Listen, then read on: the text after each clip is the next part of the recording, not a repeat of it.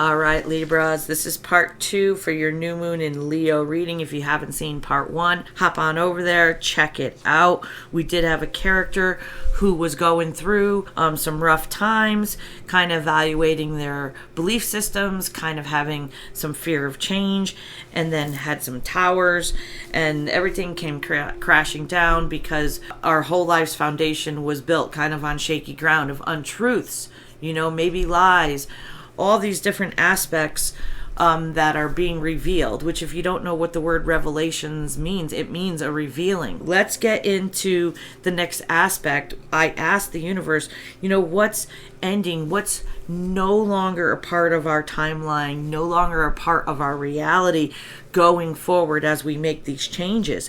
And I've got number 15, the Devil card in the reverse. Now this is major arcana. This Devil card is interesting because you have a devil and then you have two little skeleton characters kind of hanging out with her, and this is depicted as a divine feminine. But in the past, and what's ending now, is that this character had gone through a time of isolation, maybe experiencing tower after tower. They're releasing limiting beliefs. They're no longer feeling helpless, no longer feeling trapped. They're no longer giving their power away. They're taking their power back, no longer allowing other people's or their beliefs to manipulate what's truth for them. Now that's when you step into your power, when you become self-aware and you realize who you are as a spiritual, energetic being having a human experience in this meat suit. Man, it changes the ball game about everything. This also can mean that this character may be getting free from addictions. The tower falls. It could be one tower. It could be 12 towers. It could be tower after tower. But we're getting free from being trapped in our own stories. We're getting free from remaining in the victim mentality. All this is ending now that we've had a tower. This lightning strike of realizations, or what I like to call it, is a download.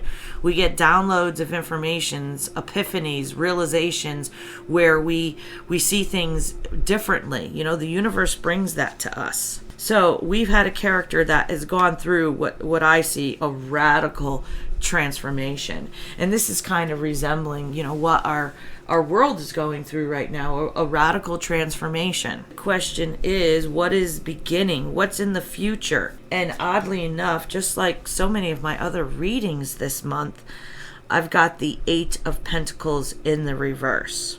This 8 of Pentacles upright is someone working very diligently. They're trying to master a skill. This is what we do when we spiritually awaken. First we start healing things. You find out you're an empath and you've had these narcissistic relationships, which is the empath narcissist paradigm. You find out that that's a wound of low self-worth because of abandonment or rejection. Most of us have 3 core wounds: abandonment, rejection, and low self-worth. And those are the 3 that we are overcoming. Those are the 3 that we want to heal so that we can grow, we can evolve as a soul. Once you move out those old energies, because we are an energetic system that flows, that old energy sits with us, then that allows new energy to come in. So this person has been working very diligently. But the problem with this is that one of the wounds a lot of us need to heal is the wound of perfectionism. All right, so if you haven't seen my Aries video for the Lionsgate portal, hop on over there and listen to that. I do talk about perfectionism in that. And I have Awakening from the Haze playlist that I kind of haven't dabbled with yet. It's going to kind of be a podcast. But I'm working on getting more information about healing wounds. And I'm going to be getting out some videos to you guys on that. From what I've experienced. I'm no, genius about all this. I'm learning as I go too.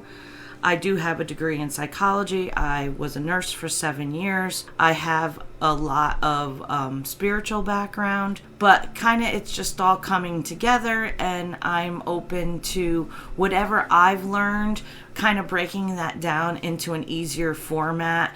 And I really believe that my life's purpose, my soul's purpose, is to help teach us how to heal from these wounds, how to grow spiritually. And that's been my process, my spiritual awakening over the last couple years. So perfectionism, a notorious Virgo trait. I've got Virgo in 5 places. So this was a big one for me. Not only is perfectionism like bad because it keeps you stuck, because you're always raising the bar higher and higher, having to do things perfectly, not quite being ready because, well, it's not quite right yet, and so if you keep raising that bar, then you don't get anywhere, you stay in stuck energy.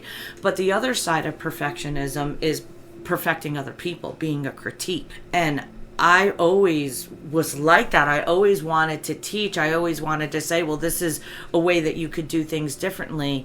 Never realizing that was kind of offensive to people throughout my life. Like I looked like a know-it-all. But in my heart, I always just thought I was doing something, for the good. Like just, here's an easier way to bake that cake, or here's an easier way to change that tire. Like, I just felt like I always had all this information and I was willing to share it. But then if you're unhealed, it turns to where you're critiquing people. And I've been there. That was a wound I definitely had to heal, where I would nitpick and find things wrong with people in order to either avoid them altogether or simply to, rationalize why our friendship wasn't better, or rationalize why this relationship didn't work out. You go looking for the things wrong with them. You want to put the blame on them. I'm the victim, they're the problem. Well, welcome to our new world. And in this world of being an ascended spiritual being, we no longer place blame on other people and stay in the victim mode, because we can't ascend if we're in the victim mode. We now know that we have to take responsibility for our actions and for our thoughts. If you are trying to get together with a person, it's not working out, and you're having problems, and it's one issue after another, well, that means that you're trying to push yourself into a flow of energy that doesn't match with yours. And you need to sit and ask yourself, why am I trying to do that? What's wrong in me that, I'm acting in this way? And we'll get more into that. But this is, in the future, that which is just beginning, that this person is recognizing that they may have a problem with perfectionism, and which is curiously interesting, because their big fear was that they spent too much time in isolation. So they're a perfectionist, has a problem, has an issue, goes into introspection and research, and then because of the perfectionism, they stay in there too long. Now, who's been there and done that? All right. This is a very dominant, unhealed part of us, out of this character, this archetype. Like I said, I've made mistakes, and I'm forgiving myself for those mistakes. I'm learning to change. I'm learning to be different. And now I know that there is no failure. We can be gentle with ourselves. Yes, I've been a perfectionist most of my life, okay. But it isn't failure. It was a lesson. We don't have to be perfect. We're here to learn the lessons. We're not going to be judged for how quick or how fast we learn the lessons. We came here of our free will as a soul to have these experiences and take what we learn back to the collective.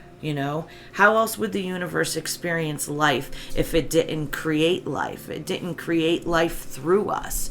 That's the only way the universe has experiences. So we have a character that is recognizing this archetype, this behavior that they've adapted, probably from trauma.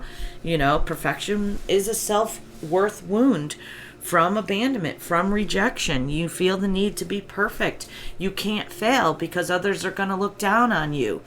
You can't fail because you're going to be punished.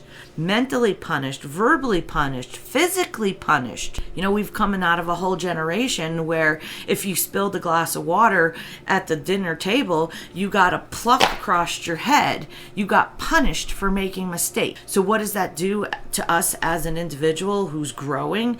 That tells us that there's punishment behind mistakes. There's punishment behind failures. So then we become a perfectionist because we don't want to fail. We don't want to be punished. It makes perfectly good sense when you think about it. All right, so I'm going down the rabbit hole there. Let's not do this. So that which is, we got ending, we got that which is just beginning, and now we're asking the universe here, what is your advice to this character? What can we tell this character that is going through this transformation?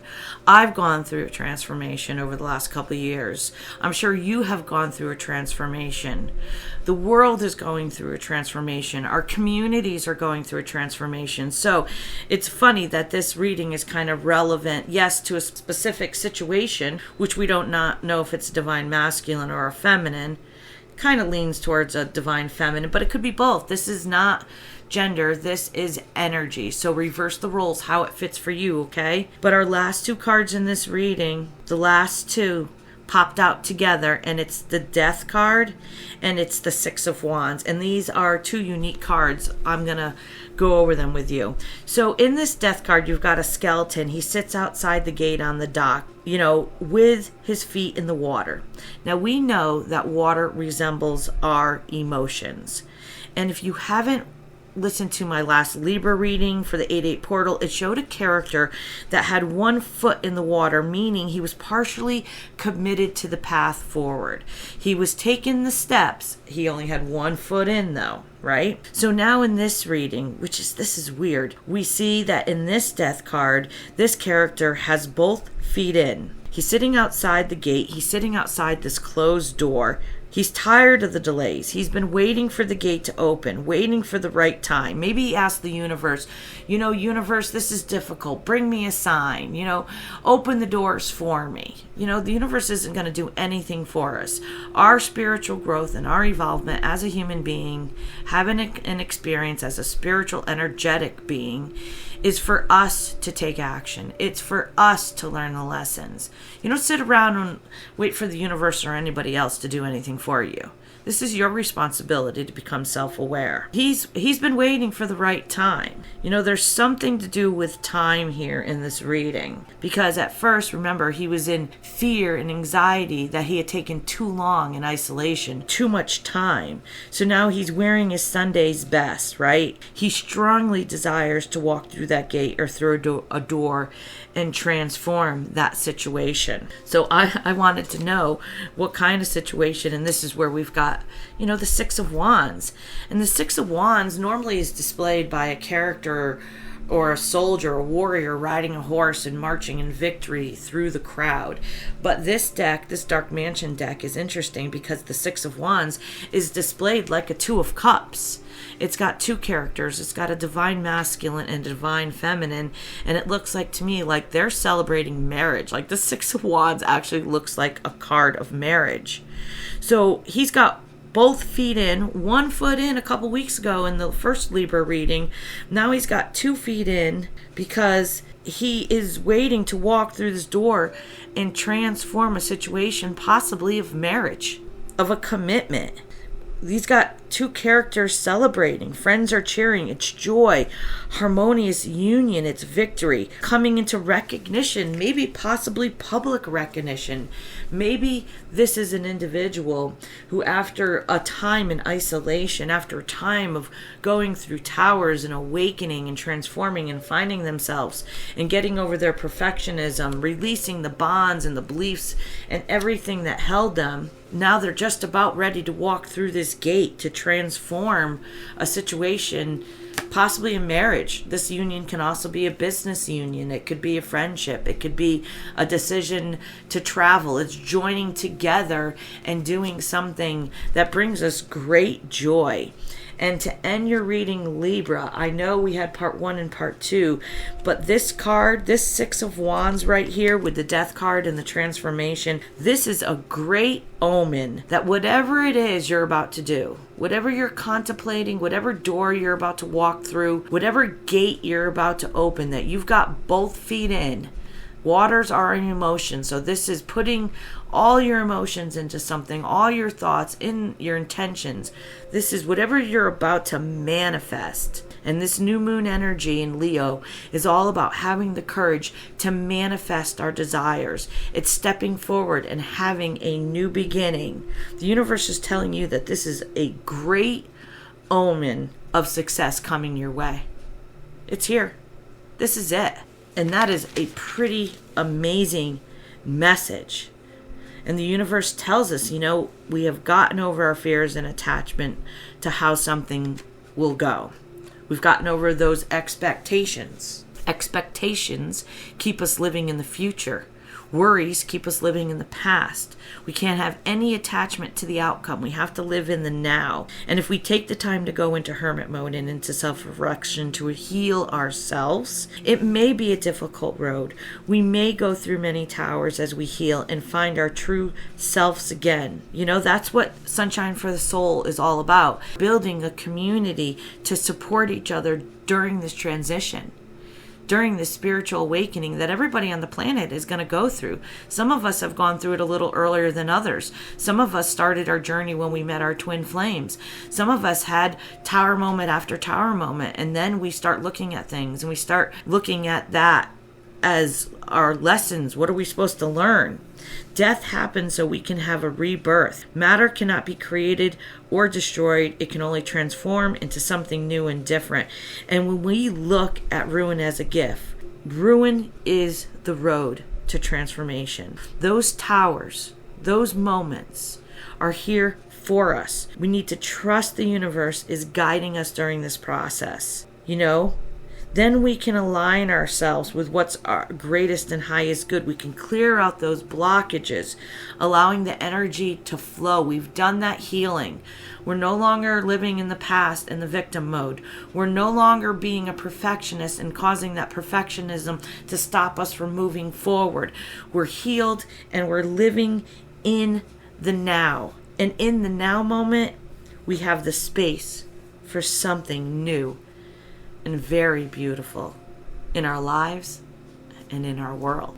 If you like this reading and it resonated, please like, share, and subscribe. If you know somebody else that is going through a difficult time and maybe they need some encouragement, maybe they need some uplifting love and support on their journey, please share it with them, because only us together, coming together, supporting each other is the only way that we're going to get through this. Instead of being separate and divided, we need to come together. And I appreciate and love you guys so much for being here. I will see you at your next reading. Peace.